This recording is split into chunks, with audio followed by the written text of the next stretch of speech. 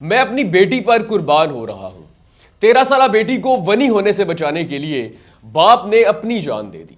नाज़रीन, आपने वालिदैन को बच्चों के लिए कुर्बानियां देते हुए तो देखा होगा, लेकिन डेरा इस्माइल खान का एक मोची, एक बाप सब पर बाजी ले गया। और आपने वनी का लफ्ज तो सुना होगा, लेकिन यह कितनी मकरू रस्म है इस वाक्य से पता चलता है। नाज़रीन, डेरा इस्माइल खान का एक गांव है जिसका नाम है बगवानी शुमाली।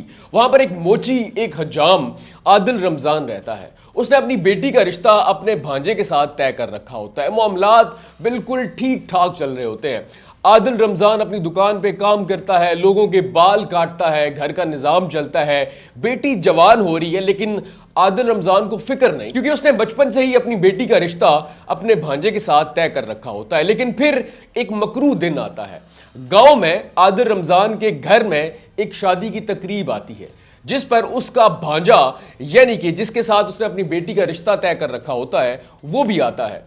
वो गांव की किसी और लड़की के साथ बातचीत करते हुए उस शादी की तकरीब के दौरान पकड़ा जाता है। अब ये किसी शहर की बात नहीं हो रही, बल्कि एक दूर दराज गांव की बात हो रही है, जहां पर ऐसे मामले गैरत का मसला बन जाते हैं। सो मामला जिरगे के पास पहुंच जाता है। अब ये जिरगा जो होता है वो गांव के मुकामी लोगों पर मुश्तमिल होता है। अब जिरगा बड़ा अजीबो गरीब फैसला करता है।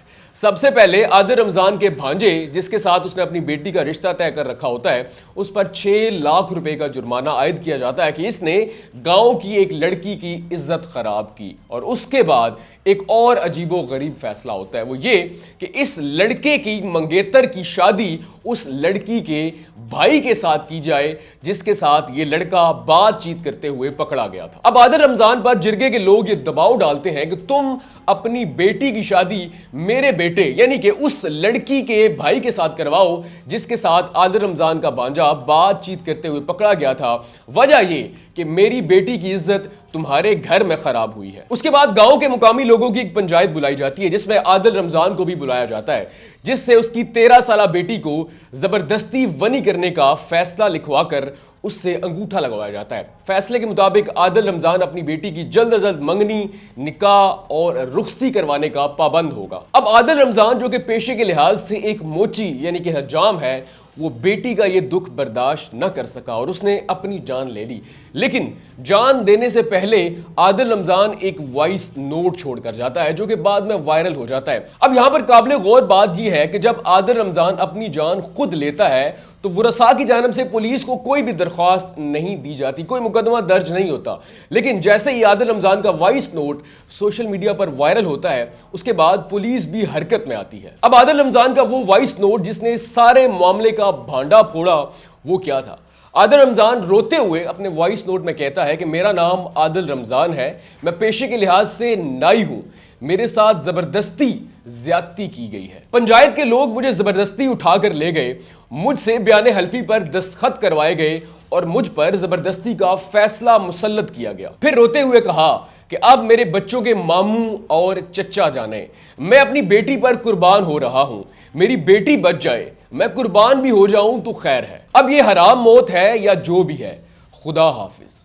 और एक बाप ने अपनी 13 साला बेटी को वनी होने से बचाने के लिए अपनी जान दे दी। अब जब आदिल रमजान का ये वॉइस नोट सोशल मीडिया पर वायरल होता है, तो पुलिस भी हरकत में आती है, मुकदमे का इंदराज होता है, 2 मरकजी मुल्जमान गिरफ्तार होते हैं, उस 13 साला बेटी को बाजियाब करवाकर वरसा के हवाले किया जाता है और मजीद मुल्जमान की गिरफ्तारी के लिए छापे मारे जाते हैं। अब ये वनी की रस्म होती क्या है और पाकिस्तान की ताजीरात में, पाकिस्तान का जो कानून है, उसमें वनी की रस्म की सजा क्या होती है?